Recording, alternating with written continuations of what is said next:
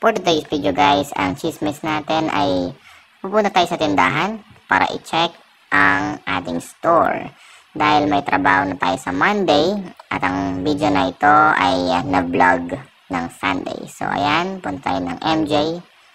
Ito para yung ating tindahan. Basta may red na tent and red na logo, yun yung tindahan. Ito pala yung mga kaganapan sa store. So si Jai nagkakape niya dito, makikita nyo. And then si Cynthia, ini-enjoy yung big brew na binili namin.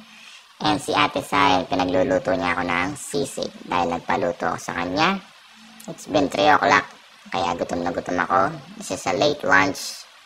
So ayan.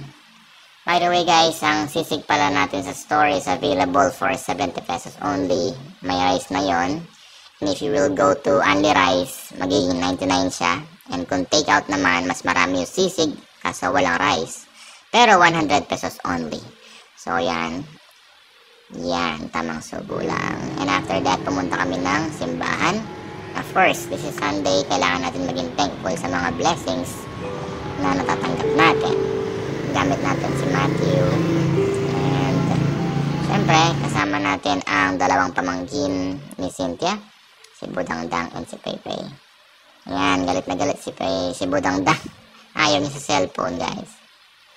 And start na ng mass. After that, pumunta kami ng Guagua para mamili ng kulang sa store, which is ang mami. And bibili namin ng gamot si tita.